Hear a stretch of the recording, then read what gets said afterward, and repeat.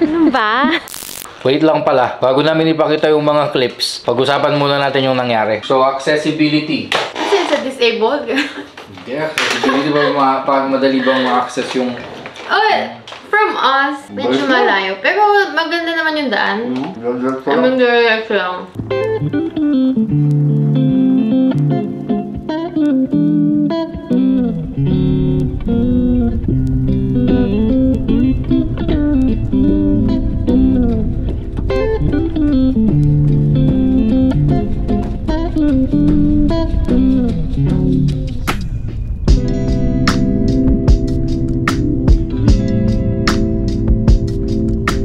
Actually, yung very accessible siya kasi may sasakyan kami.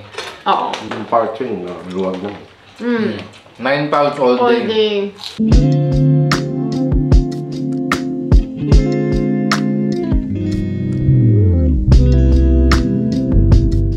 Cheapest Parang parang... gumamit ng Monzo, no? Hindi nyo gumana yung Monzo difference doon. Dali lang naman pala eh. Press the time, okay, and then card. Hindi pa okay, wait lang.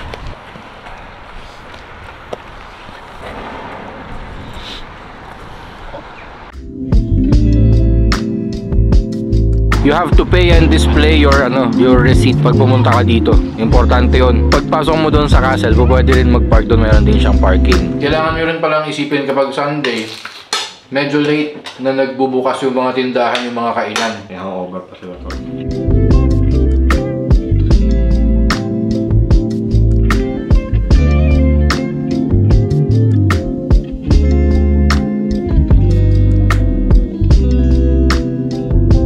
Unfortunately, sarado sila lahat, sarado halos lahat pag Sunday. Mukhang wala kaming kakainan guys. Diet tong araw na to, diet. Kaso paano kami aakyat yan? So last option guys, kapag sarado yung kainan doon sa loob ng castle, anong gagawin natin mga tolls?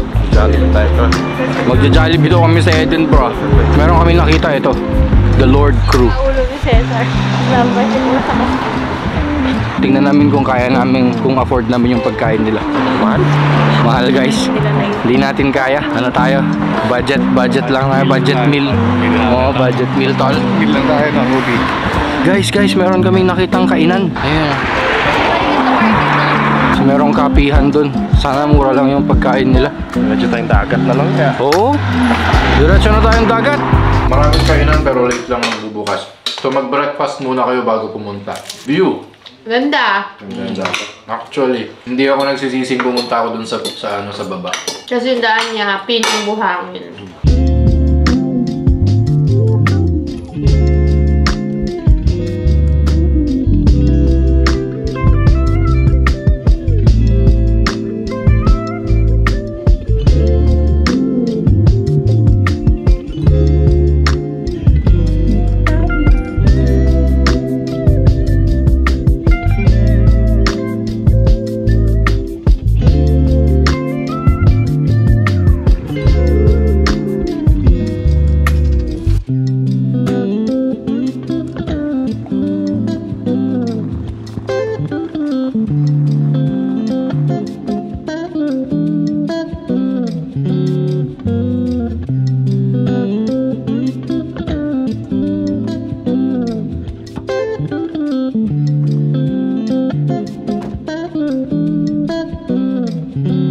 Medyo na-stun kami dito sa sa beach. Ano to? Pinunta natin to, beach. Oo nga yun talaga yung pinunta. Uy! Ano nga? Bagay ano? Whoosh!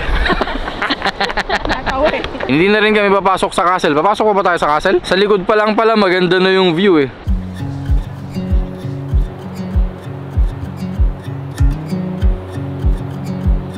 Baka subukan namin pumasok sa castle para ma-experience din namin kasi, you know, paano ba English yun yung kailangang sulitin yung araw? Make the most out of it. Thank you, tol.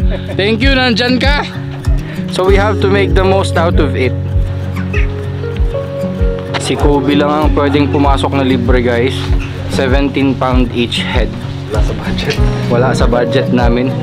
Ano kami mga pulubi. Hampas lupa. Kung kaparehas nyo kami na walang budget, doon na lang kayo sa labas. Ayan o. Kita naman natin. Nakita naman namin yung labas. Alam mo mga maganda dito sa pagka halimbawa magka-camping ka. Walang bear pero may mga Highland cow. Ayun oh. Libre naman dito yan. May bonus pala kami. Highland cows. Oo. Na usually makikita mo lang sa ano, sa Scotland. Scottish Highland. Scottish Highlands. Nakita namin siya kanina so hindi na namin kailangan pumunta ng Scottish Highlands para sa Highland cows. Change of plan.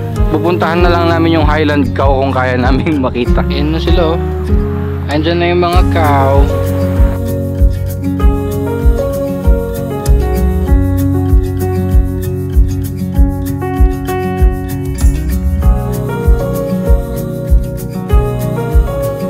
Balik na kami sa paghahanap ng pagkain. Kumain kami sa Ambol. Sa harbor. Harbor. Yung house. Sarap libre mo. Actually, nagbukas na yung mga tindahan kanina dun sa ano eh, Bambra. Kaso, paalis na kami kaya dito na lang kami sa ano, sa Ambol. Sa Ambol na lang kami kakain guys. Ang Ambol, kabaliktaran naman siya ng Bambra. Sobrang busy naman dito, tapos bukas naman lahat. So, Surf Shack kami kakain. So guys, sa Bambra, hindi busy, pero late silang nagbukas kaya hindi kami nakakain. Ngayon naman, nandito na kami sa Ambon. Busy, wala namang space. Wala na yatang kakain. Dito na lang kami sa The Old Boathouse kakain. Ito ang first meal of the day. Uy, nag-breakfast kayo. Ay, ano lang yun? Itlog lang yun, oy. Nakakain. Uy! Wow! Sarap. Kain. Doon kang migot ng tahong.